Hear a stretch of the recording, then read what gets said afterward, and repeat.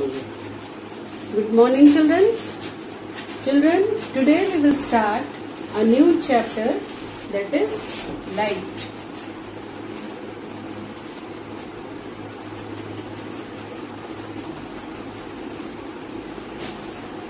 It is chapter 12.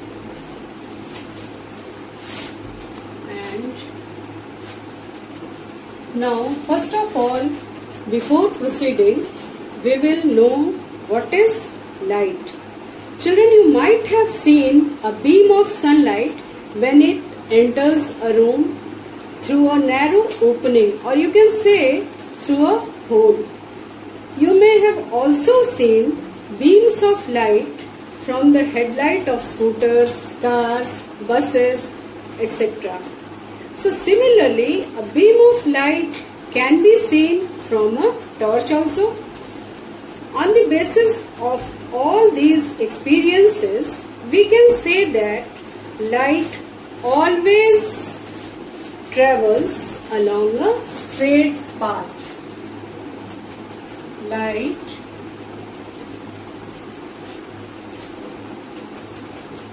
always travels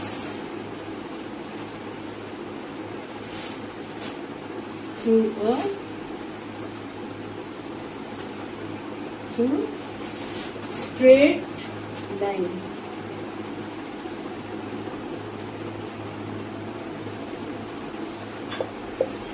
Light always travels through a straight line. Now children, you can recall some activities we had performed in class 6. One activity is also there, that suppose that there is a lighted candle. Only we just want to prove or recall that light travels in a straight path. Suppose that this is a lighted candle and we are taking a straight pipe to see the flame of light. From here we are observing the light.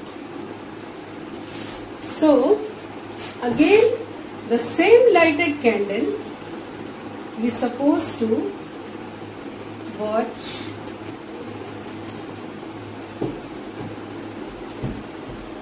with the help of a bent pipe. This is a bent pipe, and from here we are absorbing the flame. Now children, what do we find? We will find that we are able to see the flame of the lighted candle in case of straight pipe, but we are unable to see the flame of light from this bent pipe. The reason behind this is only and only that light travels through a straight line. So, do you know what happens when light falls on a polished or you can say shiny surface? Now we will know how the light changes the path. Okay. We will see here how the light changes its path. Now this one is clear that light always travels through a straight line.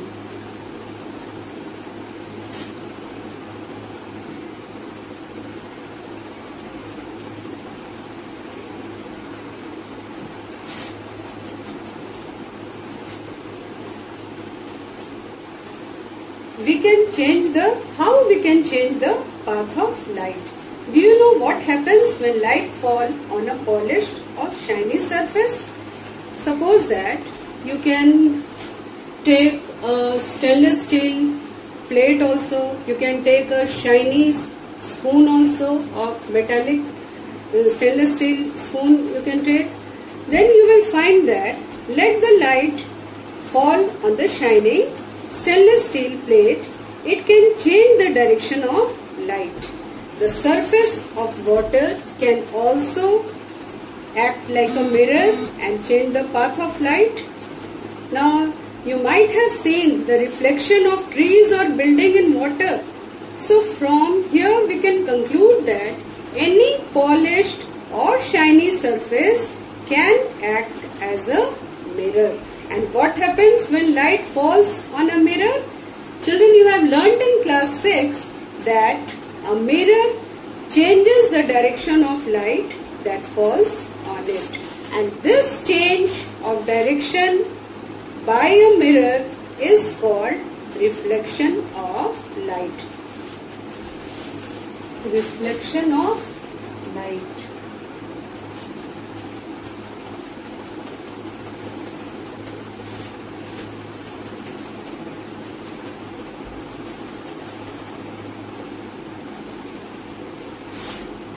This change of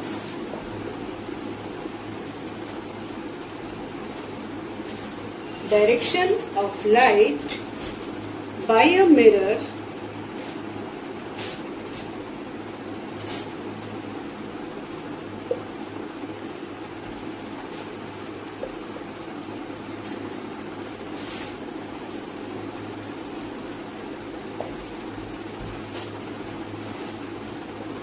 or a shiny surface, you can say, is called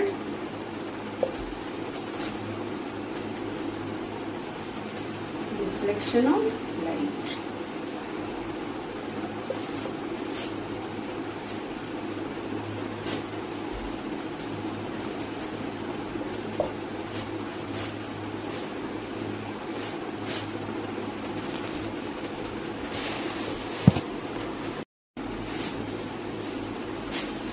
Now we have to study about the characteristic of an image formed by a plane mirror.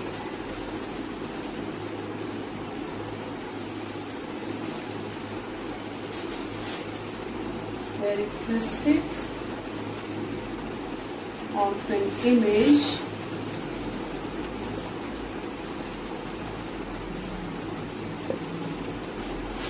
formed by a plane mirror.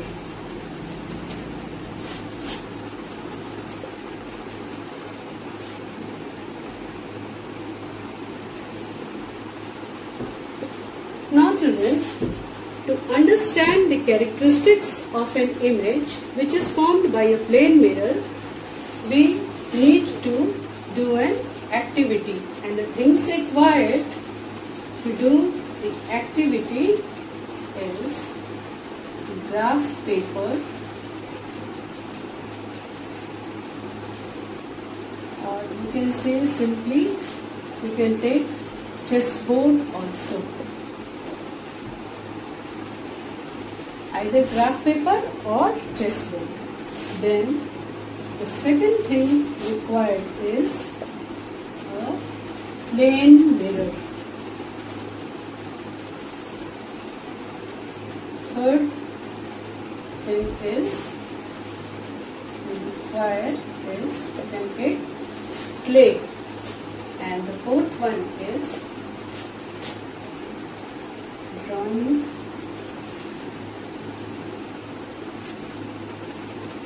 pins or drawing pins. Now, first of all, what you have to do, you have to take a chessboard or a graph paper and make it fix. If you are taking graph paper, then you have to make it fix on a table or cardboard type of things. This graph paper should be fixed on the graph paper.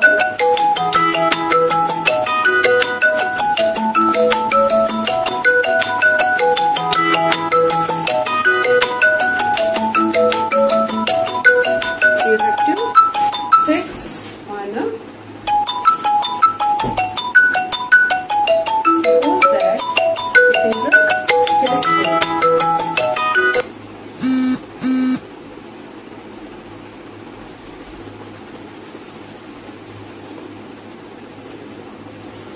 You can take either graph paper or chessboard.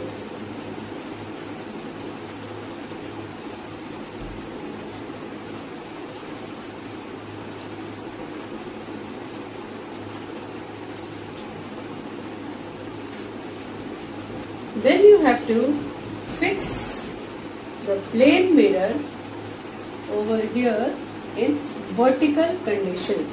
This you can fix it with the help of clay. This plane mirror is to be placed in a vertical position with the help of clay on this chessboard. Then what you have to do, you have to place some small things. You can take sharpener, or you can take eraser, or small toys also you can take, and you have to just place it on the chessboard. And after that, after placing it on the chessboard, you will find the image of the same on this plane mirror. So you will find that when you suppose that you are placing the toy car or eraser or sharpener, whatever it is here, then you can easily count and find out that the image, suppose that here 1, 2, 3 checks are there, the distance between the mirror and the object which is kept here is 3 square. Then the image formed will also be at 3 square behind the mirror. So you can say that the distance between the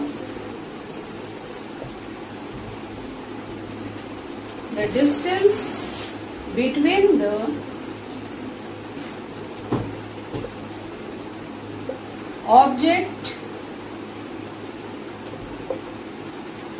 and the mirror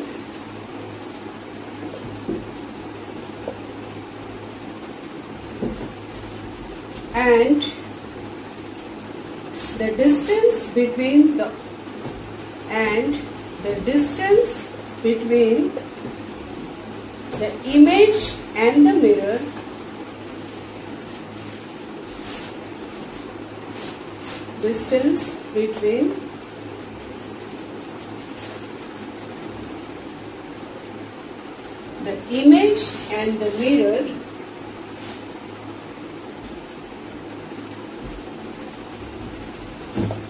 image and the mirror is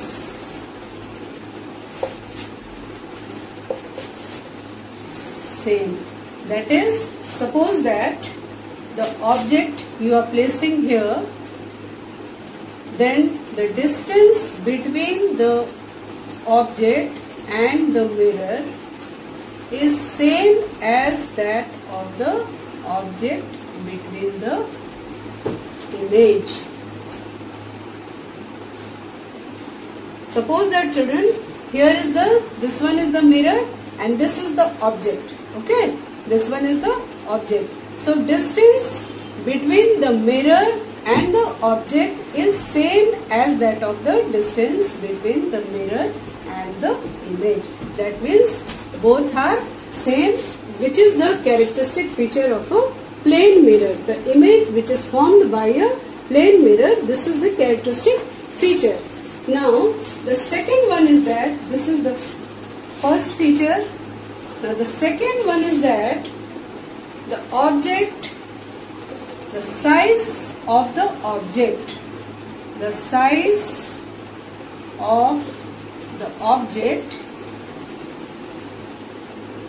is same as that of the image.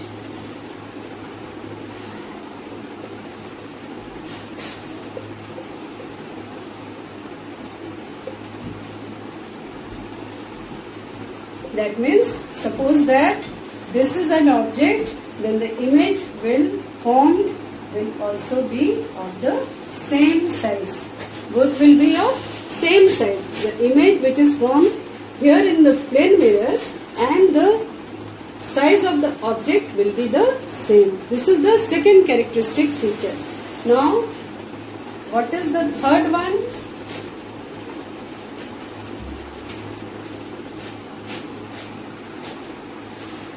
The image formed is always, the image which is formed is always erect.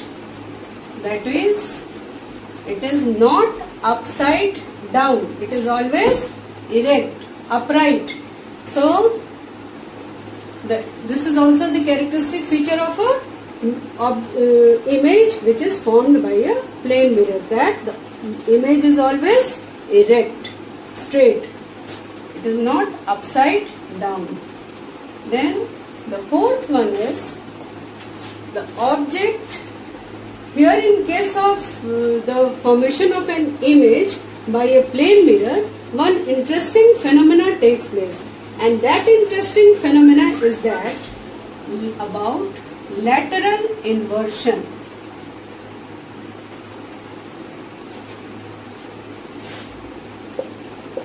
Lateral inversion means the object, suppose that this is the object, and when its image will be formed, then the right side of the object appears to be left in the image, and the left side of the object appears to be in the right side of the image.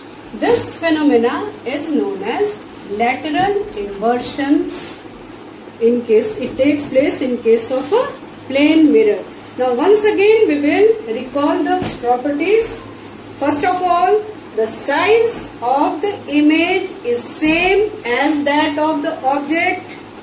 The second one is that the image formed is erect, that is always upright, not upside down. That means suppose that this is the object, then the image will not be in this way, not in upside down position. It will always be upright. So it is known as erect image. Okay. Now the third one is the image is always virtual. That is, if you will place a cardboard or you can say a chart paper behind or in front of this mirror, then you will not be able to obtain the image. That is, when the image is virtual, you will place a cardboard or chart paper behind or in front of the mirror, then you will not be able to obtain the image on the screen. So this type of image is known as virtual image.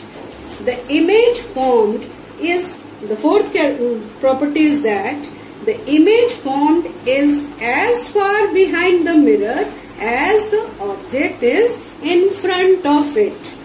Now, that is, the distance between the object and the mirror is same as the distance between the image and the mirror. Then the last property, that is lateral inversion.